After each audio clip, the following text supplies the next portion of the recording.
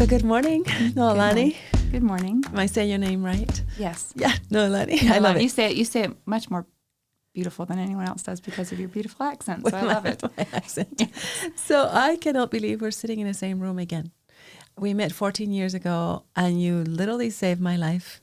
And we might go into how you saved my life in the next few minutes if it fits.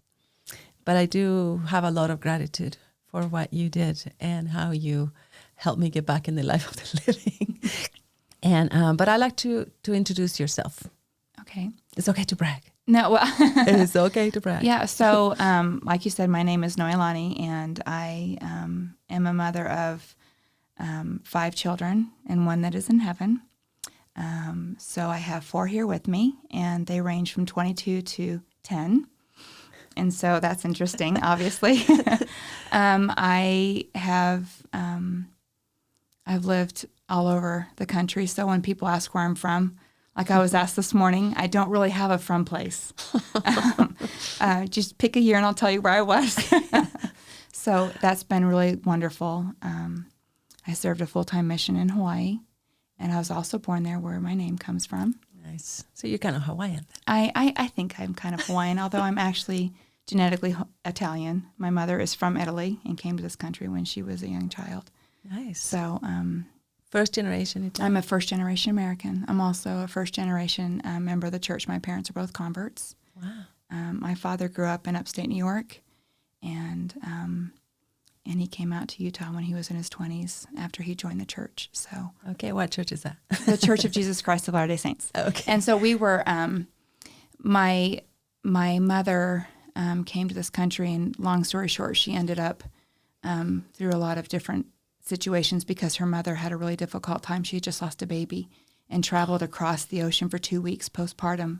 Oh. It was her 10th child. So there's only 4 children that survived. Oh my goodness, that just gives me chills. Yes, I just so- cannot imagine doing anything right after a baby. Yeah. And Especially to be after going through that. Yes. It was a very difficult trip for them. So Yeah. that's where I come from. So I come from a very strong woman and a very strong father. But my mother's, She's powerful. she's a very good example. So that's kind of, And you're a gifted designer, Yes. interior designer. I've seen your work. And my little girls decided to hire you, so you better move to Utah yeah, soon. I'm excited. I'm They excited. decided to hire you, and I thought that was very funny. No, thanks for being here. That's a long ways to come so we could visit today. Yes, but it was great to be able to see my friend again. I've missed you, so. Oh, Yeah. so sweet. And it's just amazing to me with friendship how we have literally not seen each other for 14 years, like 13 maybe. And it was like, okay, yesterday we were together and you were doing a baby shower for me. And then it felt like the next day you were here, Yeah. right? So thank you. So today we're talking about empowerment. And I have this pattern in my podcast, and hopefully the audience has caught on to the pattern. How it works. You'll see. It's okay if you haven't. It's only been a couple of months. But the first week we talk about our first circle of influence is ourselves and how we can grow into a better person. And it's really our responsibility. And how that start with the self, but also connecting to the divine in order to have a compass and strength. And then the next circle of influence is family. And sometimes family is complicated, and we probably talk about that today because part of your empowerment has been your family trajectory. And the next one is about community or the world or how that world out there. But my fourth week, which is where you are, is somebody that literally lives empowerment, that has created a life of that emotion I'm talking about and lived everything that have tried to teach I haven't tried to teach, that our guests and I have discussed during the month. Does that make sense?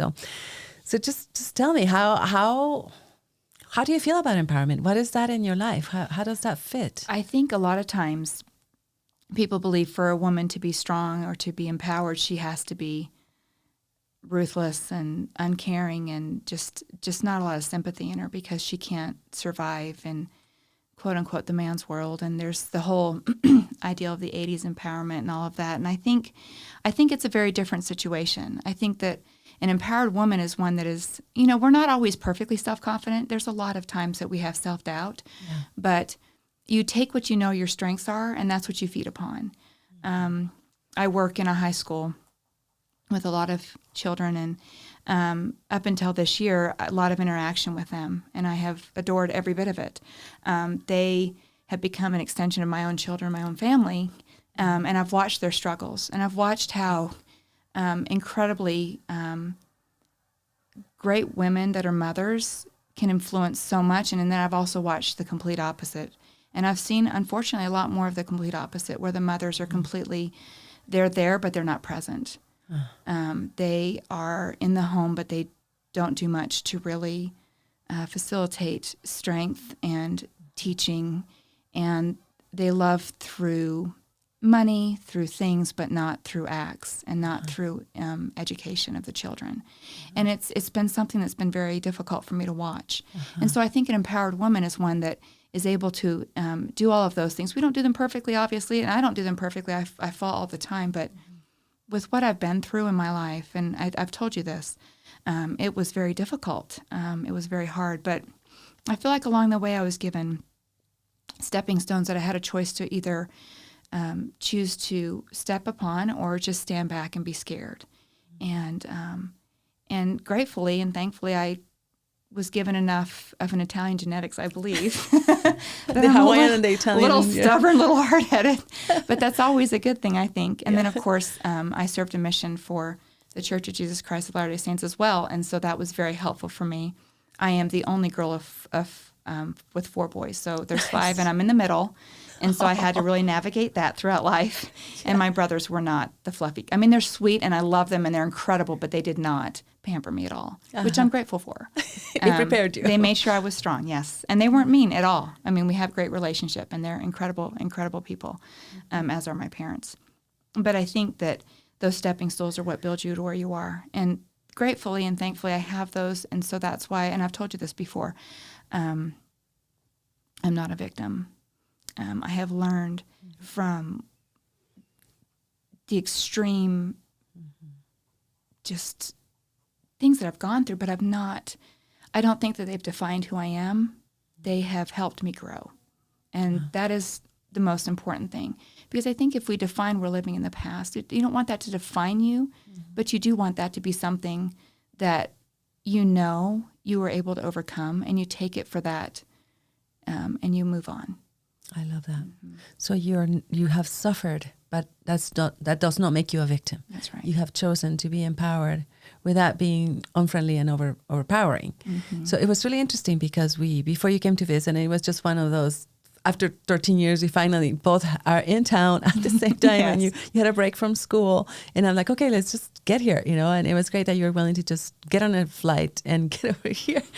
But I kind of tentatively said, let's film a podcast today. But I was a little nervous because I hadn't seen you for that many years, and I had known a bit of your story. Just kind of thinking she could be completely broken. She could be a very different Noelani than the one I knew. So I did bring it up, and then spending a whole, just within 5 minutes, I'm like, oh, sure, we are going to film. We're going to talk about this because not only had you become... Not only were you still the beautiful, powerful woman that I knew, but you were even more beautiful and more powerful and more ready to just change the world. And I think that's when empowerment becomes a good thing. Because there are people that are empowered and just angry and just bossy or whatever negative trait that would be. I went through that. I mean, I did.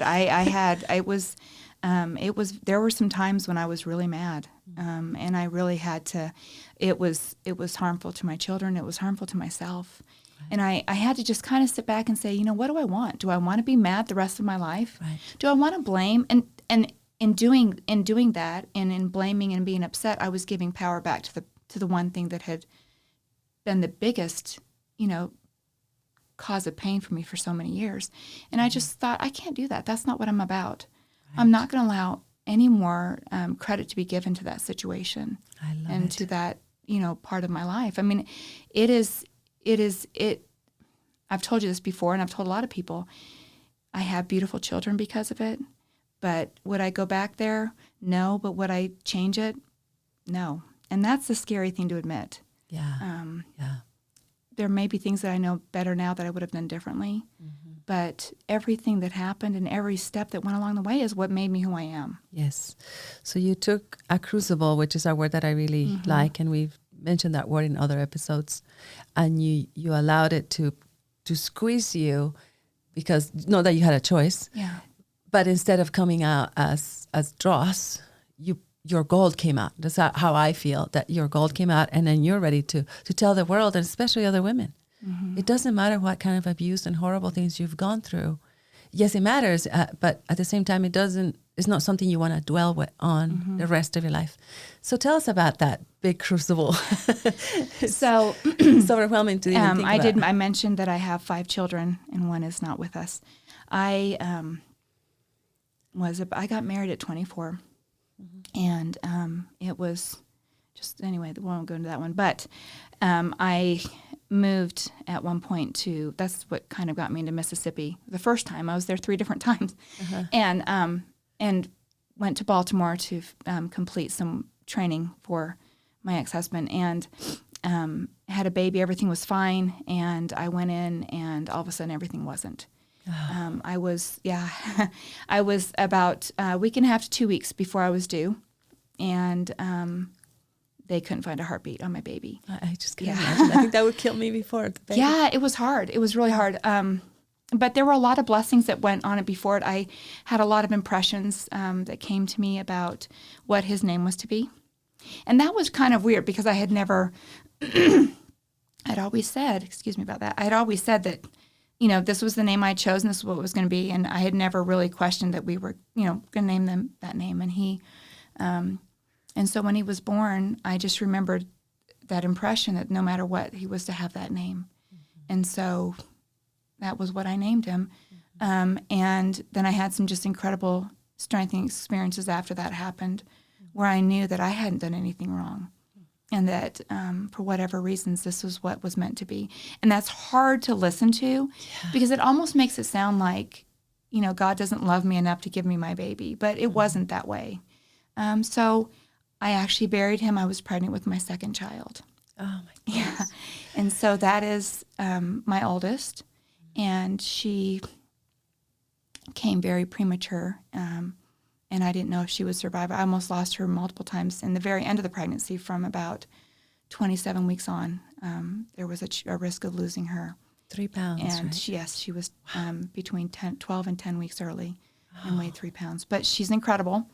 And so that's when there were little hints of abuse and things that were bad, but that was when it was really bad. I was told that I was worthless and I was broken. And coming from who? From my ex-husband. And then when I had sought a women's group out of, mothers that had lost children. And he said, you don't do that. He goes, you're better than that. You don't need to go talk to anybody. And, that whole build you up but then tear you back down kind of thing. Isolation. Yes, a lot of it. And so that's.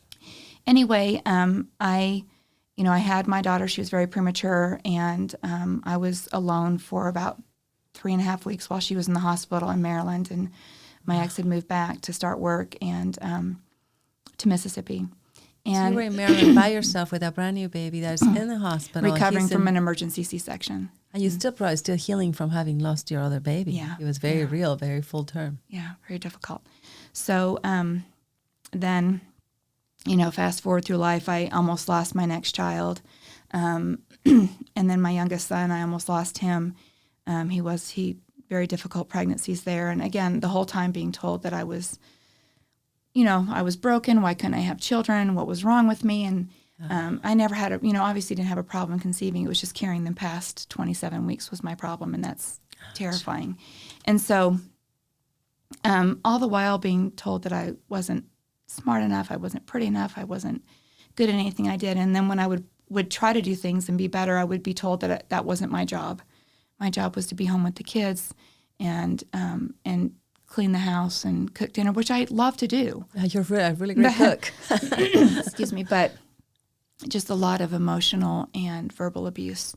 And when I met you in Bountiful, I had just some incredible opportunities. I was a singer and a dancer for most of my life, and I heard you sing. yeah, It's beautiful. yeah, and so I quit all of that when I got married because it just wasn't something that I just wasn't, I guess, permitted really to do. And it's hard to say that because it makes me sound like I was this really feeble person, but I had kids, and so focusing on what they were doing and where they were was okay. And you believed in. Yeah. And you trusted and him. I wanted to, and I'm a nurturer. Yeah. And so when I moved to Baltimore, Bountiful is when it got really, really bad. And there were threats made against people that I loved and cared for, and ultimatums given. And as I branched out in Bountiful and I was singing a lot more and doing things, it became very apparent that was not going to be okay because the attention was being put on me, and that was not acceptable. And so that was when, and I've told you this, that was when I made the decision that I knew that if I tried to get out of it, that it would destroy my children and that I would lose them. Mm-hmm. And so I knew that I had to stay.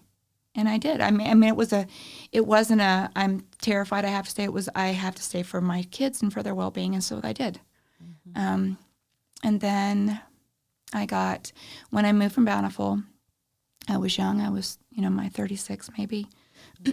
And I moved back to Mississippi again. And I developed a blood clot in my lung that almost killed me. Ouch. Yeah. And so that is where the 10-year-old came from. But there was a comment made at one point, it's okay if you die, I'll just get another wife. Like some kind of item. And I was dying. I mean, blood clots usually kill people. So it was a miracle that it had been discovered quick enough that saved me. Wow. And so that was kind of what I dealt with for many, many years. And there's a lot more to it. And it was constant. It was very oppressive. And, we had a beautiful pool. And if I walked out and to go swimming, the comment would be made, you're really going to come out looking like that. And so just things like that. Wow. So a lot of insecurity with that. And that was something I had to overcome because that was a scar that I didn't want to bear. Right. And I think that's something I still battle with every day. Yeah. But not to where it brings me completely down. But there are times when it just rears its ugly little head. Those memories of being. But I still was very involved. I was, on the PTO of 4 schools at one time because my kids were in 4 different schools. I built a garden. I learned how to write for a grant that was given us. I taught kids how to garden. And my daughter did competitive show choir. I was very involved in things that went along with that, with decorating and getting the shows together and keeping the kids in line, and traveling with them and things like that. So, and that was not something that was very well received, but I took my kids to everything they did. It was usually just me. But I wasn't going to let them suffer because of a choice that I had made. And so that was kind of... That's powerful. That's so powerful because one of the things that I know that you have the gift, like I was saying, of interior design. You weren't allowed to do that and pursue your passion and your gift because we'll talk about his diagnosis in a moment. But you took that talent and you created beautiful spaces in your own home and families' homes and went to friends and helped them. So you kept that alive, that gift alive, even though you were not allowed. Yeah. I would like, you mentioned something about professionals letting you read some books about what your husband was struggling with and how that opened your mind and your ability to be empowered took also a lot of knowledge and research and an intentional choice, right? How was that? What happened? Even beyond that, with my children, when I learned that I was having a hard time having children, I decided that I would read everything I could find. And there were times that they thought I was a nurse when I would go into the hospitals because I had to have a lot of, I was on IV therapies. I had IVs, for 2 or 3 weeks at a time trying to just save a baby or at bed rest. And I had to have I had an injection every day in my stomach to keep me alive for my youngest child. And that almost killed me too. Yeah. I had an emergency C-section on blood thinners they couldn't reverse. That was terrifying. But I chose to educate myself because I wanted to know what I was up against. And there were a lot of times the doctors were like, we just really can't even explain this. But I knew enough of the ingredients that were causing it to where I knew that if I could find somebody that would listened to me, then we could work together on a solution to make sure that my baby and I survived the pregnancies every time. So when I realized that it was time to go because everything had gotten so bad, and the years of other things that were along with the addiction and everything, that it was just not healthy for anybody anymore. And I had just some incredible promptings and impressions of things to do, and things I didn't even think about that came. I went to an attorney that my friend suggested to file for divorce, and we sat and talked, and it was very hard for me because at this point I'd been married close to 20 years, and I didn't get married to get divorced. And I had tried. I'd been to many counselors and really tried, and realized that there was nothing that I could do to fix the situation, and it was time to get out of it. And so I went to him, and he said, after talking to me, he goes, "You're not ready." He said, "You need to go see your clergyman. You need to go see a counselor." He goes, "You're not ready to do this."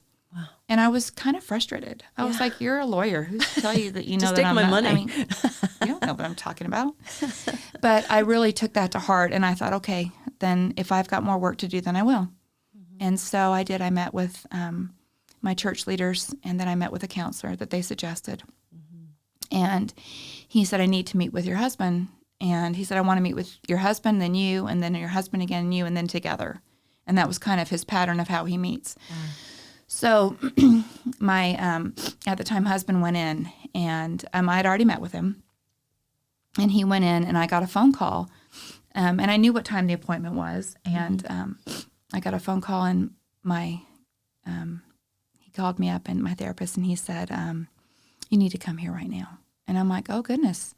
Is everything okay?" And he goes, "I just need to speak to you right now." And my ex-husband had already left after maybe 15 minutes with him. Yeah. And he said, "You are up against something very difficult." He said, "I've been doing this for 20 plus years, and I've never seen anything this bad." Wow. Yeah. And I'd been told that before when I lived here in Bountiful, that I needed to leave because it was bad. And I was like, well, and I told him, that's not an option. So get me through this, is what I told him. Mm-hmm. And so he said, he talked to me a little bit, and he said, "There are 2 books, but only, pretty much only the clinicians use them." He said, "They're not for the general public." Yeah. He said, "But I think you need to read these." He said, "Because you've got to be aware of what could happen and what probably will with you and your children." And so I was given these 2 books to read, and it was terrifying. Yeah, and I just thought, gosh, am I going to live this? And the answer is yes. Because I did. Yeah. And it wasn't because I had read it that I implemented that in my life. I just watched it unfold. Yes. But when it unfolded, I had the tools to not really combat it, but to live through it, to help guide through it. And my children have suffered. They still do. Sorry. That's all right.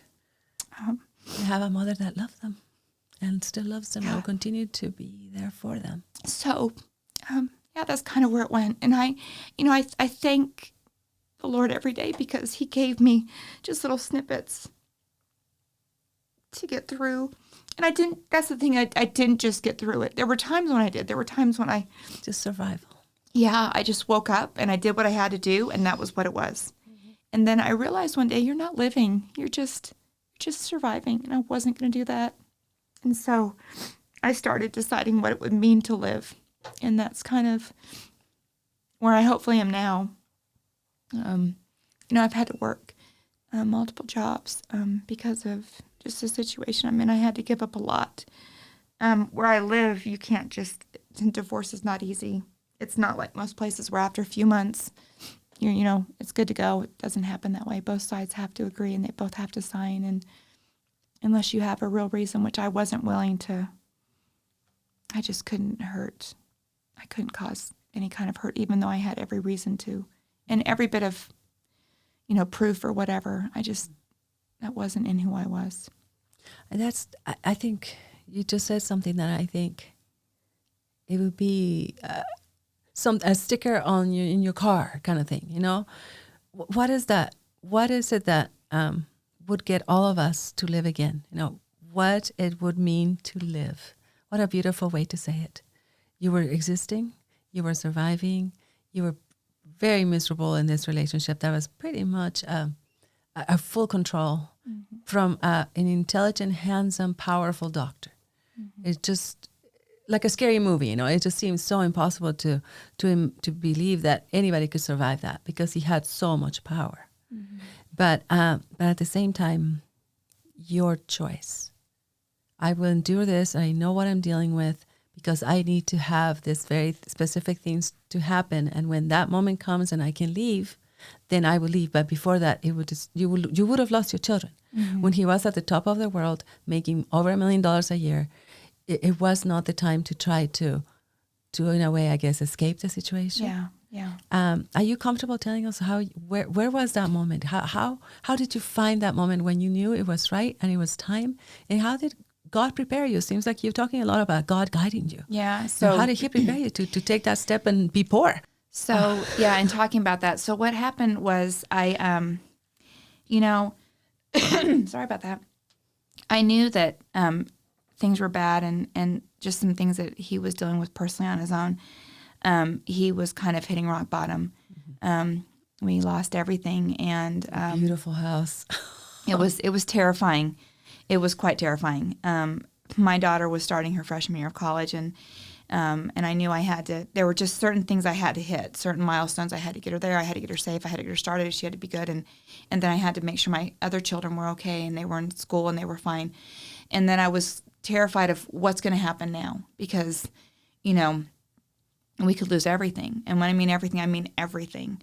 And I just didn't know where I was going to go, and really trying to encourage him to get out of where he was and start doing, what he needed to do to provide for the family, because I hadn't.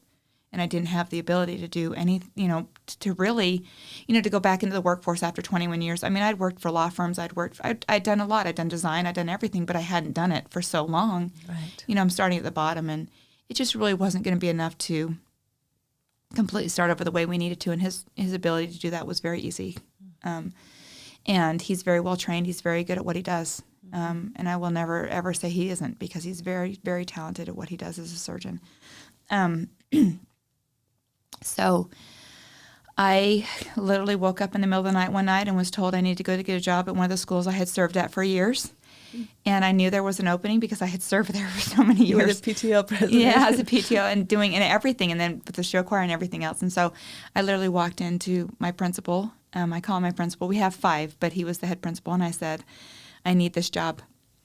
And and I was hired, and you have to understand, Mississippi is the lowest paid of any state in the country for education, and educators are paid the lowest of anyone in the country anyway. So we're just really at the bottom of the totem pole. This was before the whole divorce and anything. Yeah, it was a prompting ahead of time that prepared you. Yeah, so it was before I filed. Yes. Yeah. And at this point, I got the job. I knew we were gonna. I didn't know. I'd found out that we didn't have medical insurance, and then he had gone to work out of state, and we had medical insurance again, but then we lost it again. And so I was just very blessed to have this job that provided that for my children and for myself. And so that was one of them. And as it went on, I realized that this just wasn't healthy for the children. Yeah. And that was when I pursued and went through the divorce. And it was very difficult. There were a lot of factors that were super hard. I was blamed for everything. Of course. 100% of it was my fault. Narcissism. Yeah, and I had destroyed the home. I destroyed our family. I destroyed anything that was good. And that was a lot to bear. And I just kind of, there was nothing perfect about what I did. I lost control a lot, and I really tried not to, but it was hard because it was just... You've been manipulated. I was being attacked. Gaslighted. Yeah, I was being attacked from all ends. My kids were mad, and... Yeah. Even your neighbors. Even your neighbors. My neighbors and people that I thought were friends. Yeah. Stopped including my children and things. And that was hard. And so, but I didn't tell hardly anybody about it. I've now been separated and divorced for 5.5 years. And there's still people that just are barely learning that I'm divorced because it wasn't something that I was broadcasting. I wasn't ashamed of it, but I wasn't proud of it. And you didn't want pity. You didn't want to be a victim. Mm-hmm. This is something you were dealing with because it was the best for your children and you to continue to be sane. Yeah, and I don't know that my kids still think it's the best for them, but I think that they're kind of maybe figuring it out. That which is actually an honor to you, because you wouldn't tattletale on this person that was having some major psychological issues and addictions and all kinds of control issues. Mm-hmm. If you would have told them all of that, maybe they would have been okay with it. But they're children; they didn't need to hear it. Well, they saw it. I mean, I don't know that they really had to hear. They saw it all the time. They saw it. Yeah, they lived a lot of it, and so they've gone through a lot. And that's probably the one bit of guilt that I hold. Is, did I stay too long? Did I not protect them enough? What could I have done to be better? And you can't, because they're all so different. They are. Yeah, they are. They're all so different. And I just have decided that the only thing I can do now is love them. Yes. Mm-hmm. Plus, you did the best with what you knew at the time. Yeah, and that's a big one. I think that's that we huge. as women guilt ourselves so badly because it wasn't good enough. I'm not strong enough. I'm not wealthy enough. I'm not whatever it is. Yes. I tell people there's so many cliche songs out there that talk about it, but really, my line is, "What doesn't kill me definitely makes me stronger." Because I really look back on that and thought, how did I survive some of those things? How did you survive? How did I make it through that? I mean, it's incredible, and I think that it's a badge of honor that we should always wear when we're able to overcome and grow from things. You can choose to not grow. You can choose to be bitter. You can choose to be upset about things and not find joy. But in finding joy and in learning, and joy is so much more than just happiness and a fleeting, they all build upon each other. But being able to look at things and say, I have joy in this. This is truly something that is what I have done. I have built this. I have done this. I have created this. I've overcome this, whatever it is. And you should be proud of it, not to the point of, obviously. No boasting, but just knowing that you have worked. Yeah, your confidence in that. And I think I told you this before, I a lot of what happened, I wear almost like a stretch mark. It's not something that's meant to bring you down. It's not something you look at all the time and be like, oh, it's so terrible. But it's something you look at and say, something beautiful came from this. Yes. And, just like the phoenix, how it rises up, and daily you have to rise daily. You don't get to a point, no, I'm good. That doesn't happen. And it doesn't ever happen. And so being empowered means that you are just consistently striving to be better. And you have to really look into where your weaknesses are. And be willing to address them. I like that. So being empowered also is part of being aware. And vulnerable at times. And vulnerable. I love that. So there are weaknesses, but you do have strengths to be able to balance them out. And I love how you said a daily struggle. That's why I named this podcast what I did. At peace today. Yeah. Yes, yesterday maybe you didn't have peace, and you don't know if you'll have peace tomorrow. But today, there's something you can do about it. Mm-hmm. So I showed you this wheel before, and we have kind of talked about the pieces of empowerment, and we've done that throughout the month. But which of those words do you think really you connect with? I think for me, the pure potential. Because I think all of us, if we don't stop and think about, not one of us, you think about everything, the laws of physics and everything that goes along with that, pure potential means so much more than just what's within you. It's what you do with what's within you. It's how you take that and go with it. And then, of course, reborn. That's a big one. Like I said, I mentioned the phoenix. Yes. You are, every day you are being reborn. Every day you are hopefully becoming a better person. Mm-hmm. And than you were the day before. And it could be something as simple as you've decided that today is going to be the day where you're going to strive to have a smile all day long. That's not always easy because sometimes we have that face. We just have that face, and it just tells everything that's going on inside, and it's not pleasant.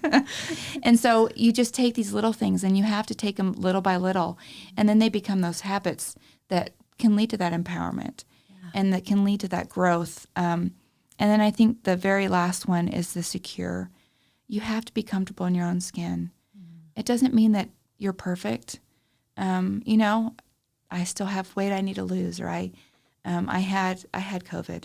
And I didn't think it affected me as bad as it did. And so I'm trying to get back to, I run. Running is my escape. It started, I was walking. It used to be running when I was younger, went to walking. Now it's back to running. But it's my escape. It's my outlet. Yeah. And that gives me that, you know, I'm not going to be the perfect body that I was before I had children. I don't know if I had a perfect body, but I was a dancer, so I wasn't in terrible shape. But I need to find what I'm secure with now. You know, I'm a mother. I'm a woman, and I'm a friend, and I'm a daughter. Yeah, I'm a sister.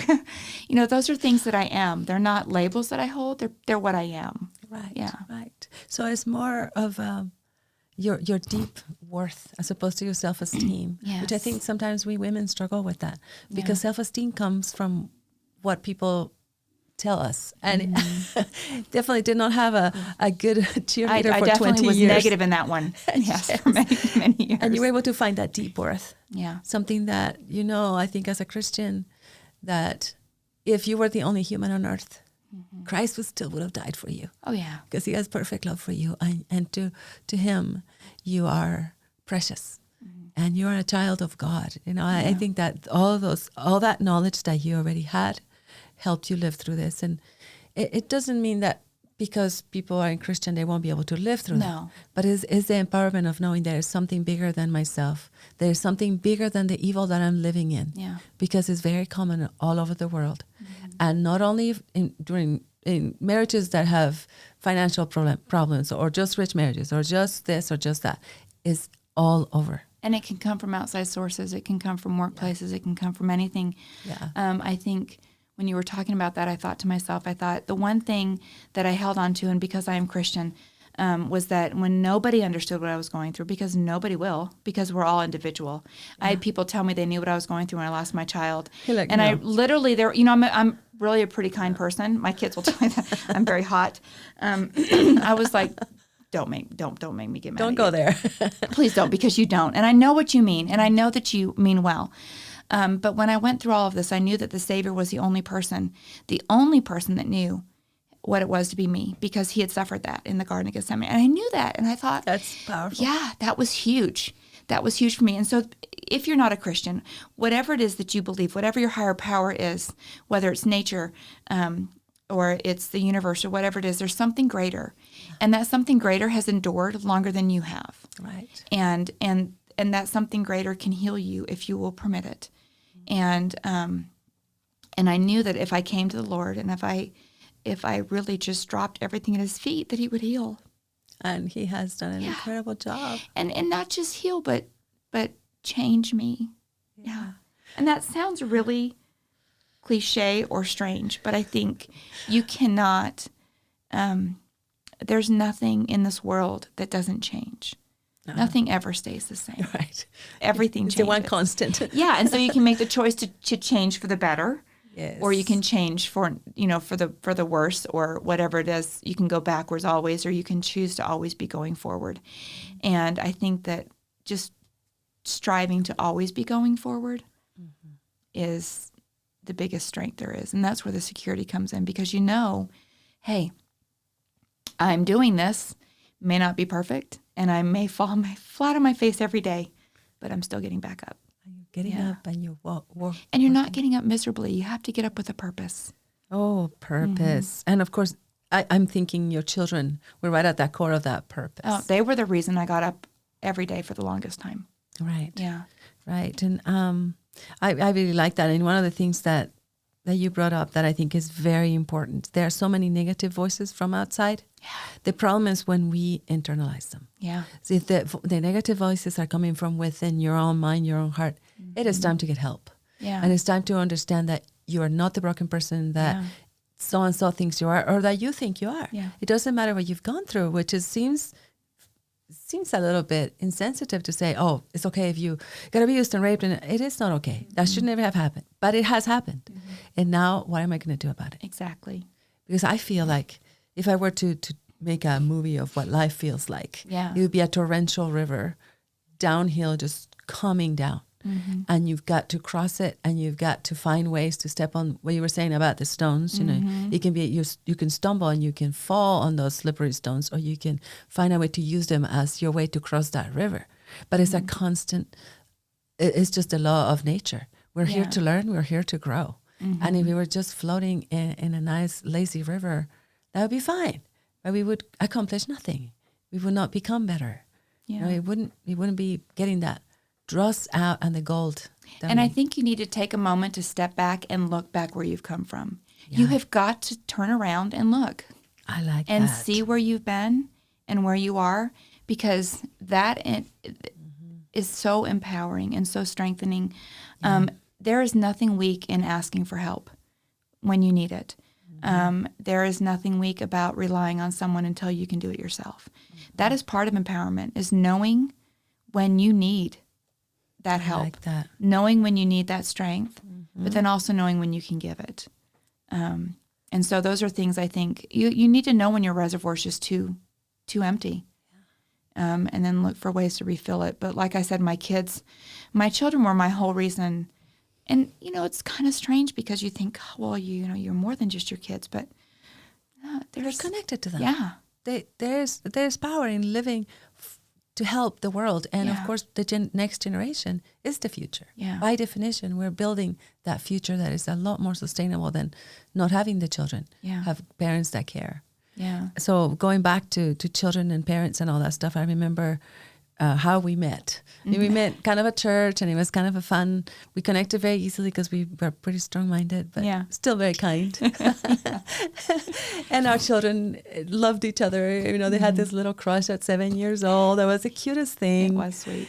And so that we had a lot of reasons to connect. But I remember probably the darkest time in my life, and I don't think it's my place to go into the details, but you know the details. You know, we had lost a job, we have lost a home, we had encountered a couple of difficulties mental difficulties our children were struggling with, and from misunderstandings that it ended up being a problem with the law. I know it was bad. It was bad. And I also happened to have a 2-week-old baby. Yes. And it was winter, and my husband was in another state. And did I tell you that it was raining in my garage when I remember that. Yes, because that was Yeah, it was the most bitter cold that I have ever lived up in the mountains of Bountiful, right, literally next to the mountain. And it had broken the pipes for the heating. I mean, anyway, it was one of those epic moments, like a perfect storm. A perfect storm that only in a movie you imagine. That it's like you read books like that and you think, oh, that never happened. Oh, it happened, and you were there. And I just remember being exhausted, not only physically because I just barely had this child and it was number 10 child, but also just emotionally, because I have never felt that I had done something to bring down a society. You know, I don't know how else to describe it. It was one of those moments that my whole life from birth had been to raise my children right, to help them to do the right thing. And then this kid that happened to have just a mental, like a developmental problem, ended up doing something that was just no big deal to a child. I describe that as trying to hold water. You're trying to hold water. You can't hold water. It's like you're putting your hand in there, but you just can't grab it. You can't grab it. But that's what it feels like. Yeah. You're trying so hard and you just can't. Yeah. You can't hold water. You can't hold water. And so I'm sitting there, and I remember you texting me and saying, how are you doing? And I was like, oh, fine, because I'm the kind of person that I want to be independent. And I was like, liar. I've had 3 kids and I'm not fine, and you've had 10. Just a kid enough will be enough, right? But anyway, I just remember you coming over, and I was fairly eating. I had very little appetite because I never expected that I would be seen as somebody that wasn't contributing but was deterring from society, which is just, to me, that's the ultimate sadness, lack of success. Again, knowing when to ask for help. Yeah. Part of the empowerment, And then you taught me that. I didn't ask for help. You texted me, and then I'm like, I'm fine. And then you didn't believe me, which is great. And you showed up with food. You took my children. You played with the children. You made sure I ate. And of course I was going to keep eating and stuff. But then when you said to me, and I said, I just don't feel like eating. I literally was done. I was just a carcass. I just had this body that was floating without a soul. Yeah. And you said to me, okay, so maybe I don't care if you don't feel like eating. I mean, that's your empowered side was so perfect. I can't remember exactly how I said it. It was something like, I don't care if you feel like eating, but this child needs to nurse and you need to eat and you're her only source of food and you're just going to drink this. And I you're said, gonna eat I this can't feed her, so you have to. I know. You're going to eat this McDonald's. And I'm like, okay. So they need to know that I brought her McDonald's because it was her favorite. Really? And you had said that to me at one point. There was something there. I don't remember what it was, but there was something there that you said you liked. And she was in phenomenal shape for having 10 kids. When I met her, I was like, she's in better shape than I am. I've only had 4. But that's fine. But that's funny that you said that because actually I must have been, I think I was being sarcastic because McDonald's is the thing that I hate the most. But at that moment it was like. Because it smells life. good. Yeah, there's something about it that just, and I just knew, I knew and there the children loved it. Yeah. Oh, yeah. And they were like, what? We never eat McDonald's. Right, because mom doesn't like so they it. were all outside eating that, and I was and it was one of those things where it wasn't even like I was doing that because I felt like anyone needed to see it. Nobody would know until right now. It was that impression again. I just knew, and I'm grateful for that. I'm grateful that I've listened to those things. I'm grateful for that because Rose made it just fine after that. Yeah. But I think I would have died from sadness. I don't know how else to describe it, but I don't think I intentionally gave up, but so many pressures on me, my body was done. Well, and postpartum's a real thing, and you may not have actually had the full postpartum, but with everything else that was going on, you definitely had a little bit of probably post-depression that was, very easily overcome if you had the right tools. If I didn't have everything falling apart in my life. Everything on top of you, exactly. Yeah.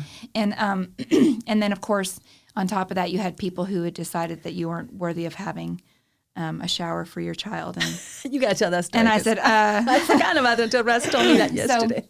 So one of the people who had decided, we had built it up. We were going to have this baby shower for you. We knew you're having this child. And only 2 girls. Yeah, right? only 2 girls. And they were the tail end. And so you deserve to have everything beautiful and pink after all the boys. And so, which is funny because Rose is not a pink person. Right. But her name was Rose. And so that's what we were doing. But they said, we just can't do this. We can't accept this. We can't accept what your family has done. So we're no longer having like a shower. Thing. Yeah. And I looked at him and I said, that's fine. I'll do it. So I did. Yeah, I'm not here to, this is not about me. This is not about anyone. This is about what her needs are and her children and celebrating the birth of this beautiful child. Yeah. And whatever else is going on in the world, you have to find beauty. And that's why I was telling you today with that quote, you've got to look for something that's beautiful. And you've got to be the person that says, it's like the kid in school that the kids are being bullied and they say, wait, this is not okay. And just take that one leap of strength to say, we need to love each other. Inevitably in this world, that is the only thing that's going to solve it. There is no love left, I think, in society for others that we don't understand. Right. We feel like if we don't understand them, if they're any different than we are, we cannot possibly really love them. We can put up with them, but loving them is just not probably going to happen. And I think that's where our big problem is. That is huge. And loving to the point of a fault is not weak either. I think that empowers us because we have the ability to say that no matter what, I'm going to be who I know I am. Yeah. And I'm going to do this anyway. It doesn't mean tearing anyone down. Love does not tear down anybody. No. Love is always a builder. And it's fun because we talked about love last month. February was perfect because it's one of the emotions and about unconditional love. And that's the thing. You barely knew me. You did not just assume that these people were right because they chose to be hateful. And it's funny. It's like if you're in the middle of that right now, whoever it is that is listening, and you just feel like you're worth nothing because that's what the world is telling you. And everybody just all of a sudden kind of goes against you. I can say 14 years later, I look at that kid now, highly accomplished, really well-centered.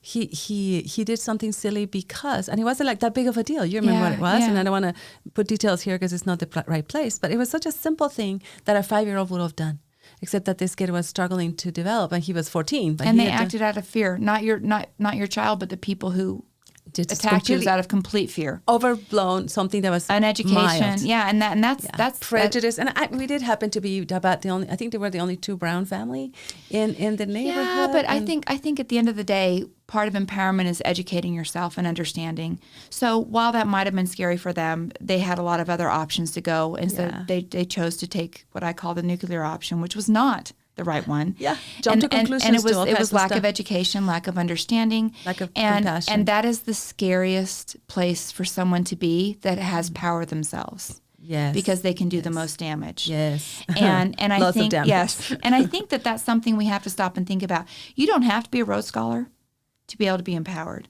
Yeah. But you definitely have to make sure you educate yourself. And I just think, what a moment. I pretty much have forgotten it. You know, and I hear there's a lot of racial tension going on all the time. And people wonder if I've ever gone through prejudice, and I can tell some stories. And you were there, and we were the brown people that ruined the neighborhood just because the kid happened to do something silly, right? And I'm just thinking, I'm so glad I don't lean on that. Yeah. Because then I could never show my brown face anywhere. You'd be a victim again, and you don't want to be a victim. You can't be a victim. I am not ready for that. I have things to do. And if people want to be ignorant and assume that because your color, because your height, because your income, whatever it is. Your religion, whatever it is. Yeah. Yeah. It's silly. And just because they are being dumb doesn't mean that we need to internalize it. Yeah. We need to empower that. So don't react, but act and choose what your actions are going to be. Yeah, I love that. So I could talk to you all day. We gotta. Yeah, I know. We gotta catch a flight. I've got to get on a plane, or I'm not going to end up back with my children. You have to live here with me. I know. You can make me some Italian food. No, all the time. So, okay. So last words. What would you like to share that maybe you haven't had a chance to share today? I think that I really want people to understand that we have to really, as women, as anyone who has a place where they're of any kind of influence, take the time to not so much be powerful, but to be empowered, to take that and use that for good. And just one person, we think, oh, it can't do anything, but just that ripple effect. We've all thrown a rock into the river, whether, or not river, but a lake that's calm and beautiful. And whether we're trying to skip it and it fails epically, or we're really just trying to see the results of that, those ripples go out and they always come back. And you can't just say I'm just one person, because one person, there's a lot of people in history that have been just one person and have changed the world. And so do not ever let that belief that you're just one person be what guides your life, because you are one person and you're amazing. And I'm amazing, and we all have that power to create change, whether it's in our neighborhood, our schools, our country, wherever it is. We have that power. We just have to do it. And we have to make that choice. I love that. And that's actually perfectly something I can attest to, because if you think about the story we just talked about, you're one person, and you, a fairly new friend, literally saved my life. Imagine if my body would just, because he should have given up. My body was exhausted, like I said, and too many things all at once, and 5 different fires on top of me. If you didn't come that morning, if you didn't care, if you didn't, who knows if my children would have a mother. I wasn't suicidal, right? That's not what I'm saying. I've never been there. Just physically. But physically, I think my body would have literally just stopped working. Yeah. Because when your heart is broken, your body cannot function. It's a complete exhaustion. Yeah, your heart and your mind and everything broken, my body would have given up. So I would say one person, Noelani, could save 12 of us in one silly McDonald's meal that now means so much to me. I don't eat it very often, but that day it was my favorite. You needed that fat that day. I needed that fat. Thank you so much. I love you. I love You're a you good too. friend. Always.